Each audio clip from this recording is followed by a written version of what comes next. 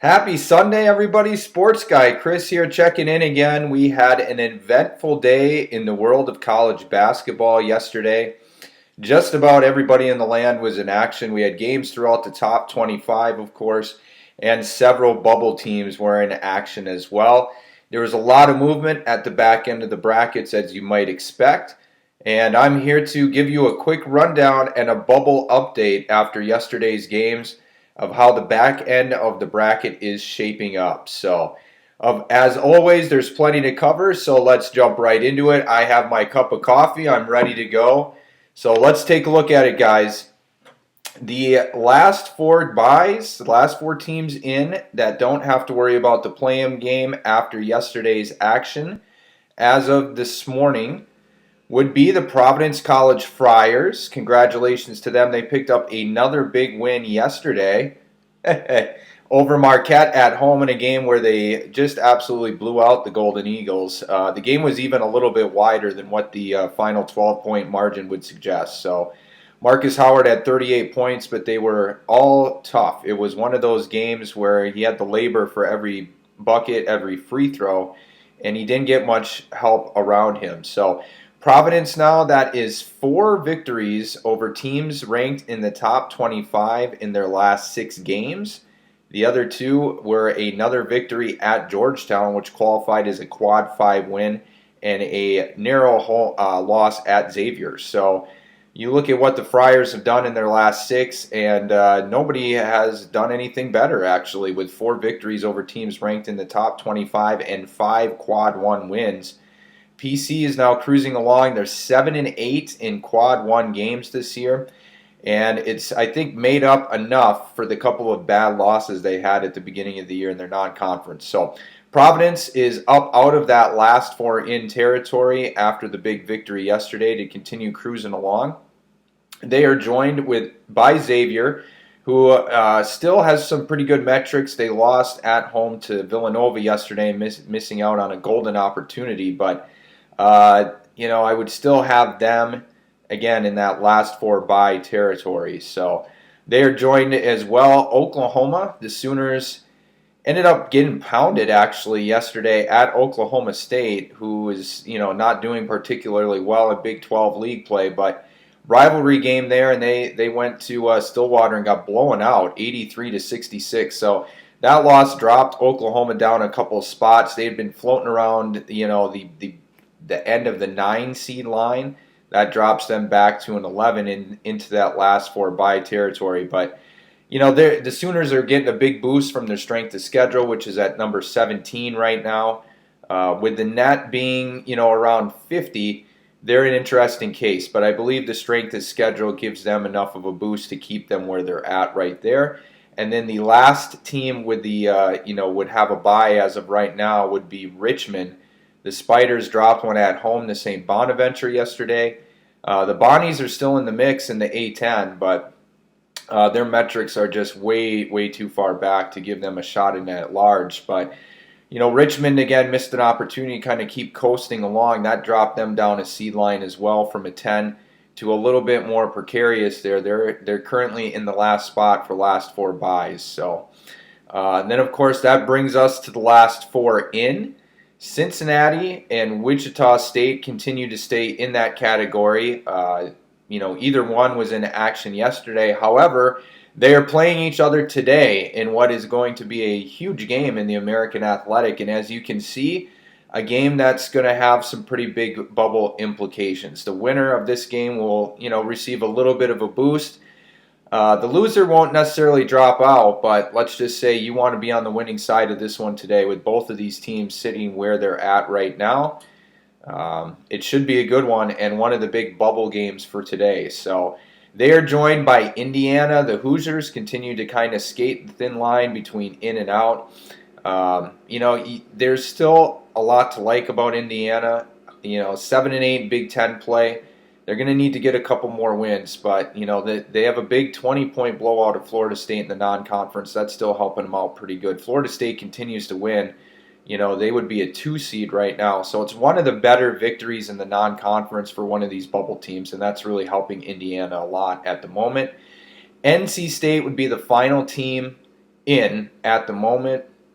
They lost at home to Florida State yesterday. They're not really getting, a knock for that.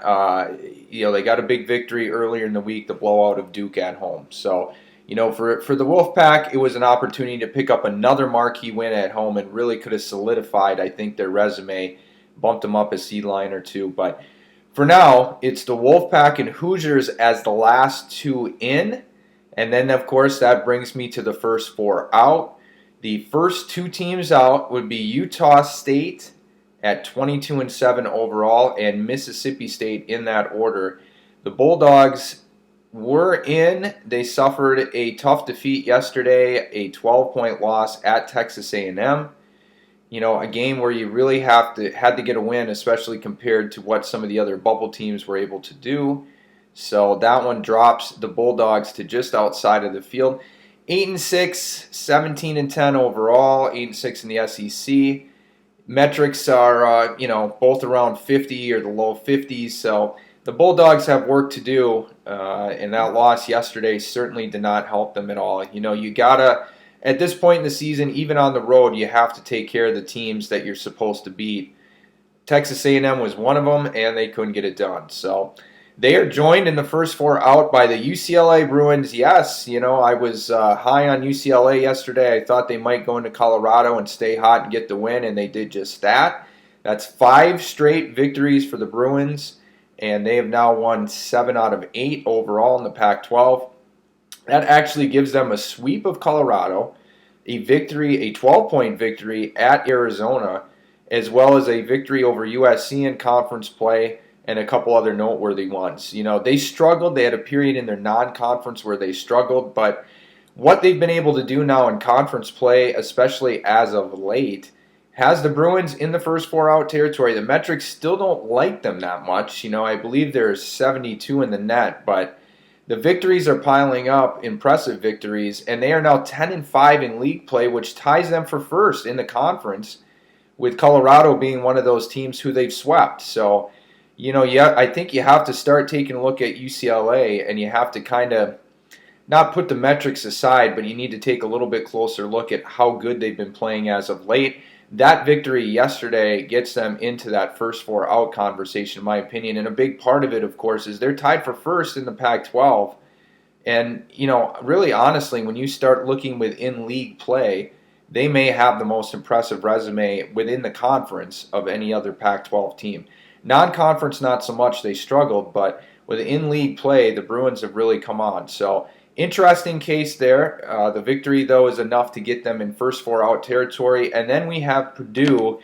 Despite the home loss to Michigan yesterday in a game that you would figure was a must-win, the Boilermakers are still sitting with a net in the 30s and the number 7 strength of schedule in the country. Those metrics are keeping them alive at 14-14 overall as far as the first four out. But, they're going to have to win some games now. Obviously, if you drop below 500, you can forget about it. It doesn't matter how great your metrics are. You need to have a winning record. So they're staying alive, but they're getting pushed. The next 3 teams behind those 4 would be Alabama, Georgetown, and Memphis in that order. Alabama got a big blowout over Ole Miss. Georgetown lost in a huge, not an opportunity, but it was a game at DePaul, a game you have to win in the Big East, and they weren't able to do it. So after Georgetown got a big victory there last week, unfortunately they have now dropped 2 in a row, at home to Providence and then at DePaul yesterday. So for a team that was kind of right on the bubble cut line, those 2 losses have dropped the Hoyas back a little bit, leaving them with some extra work to do, and they are joined by Memphis. Memphis would be the last bubble team that I have. They got a big victory over Houston yesterday, and that gets them back on the map. The metrics are still, a little behind, but they did get a nice boost in the net with the victory yesterday. So Memphis is definitely on the radar, a team to keep an eye on.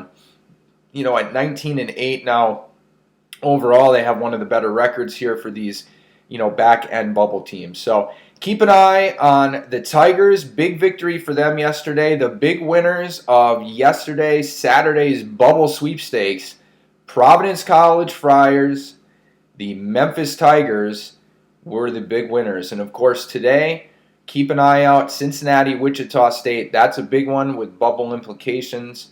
And then, of course, Indiana is in action today as well at home against Penn State. Big opportunity for the Hoosiers to pick up a quad one marquee victory on their home floor. So Indiana has an opportunity to maybe solidify themselves a little bit more firmly into the field with a victory today. That would probably, in all honesty, bump them up and probably knock Richmond back a little bit farther. So I still like the Spiders. They've got a pretty good resume. They've got a couple of very solid non-conference wins, but they're going to need to take care of business within the A10 here. So there you go, guys. Happy Sunday out there. A quick bubble update from sports guy Chris. We had some interesting games yesterday and plenty of movement. I will be back tomorrow morning giving you guys another update with where we stand when it comes to the NCAA tournament. Enjoy all today's great games, guys, and have a great Sunday.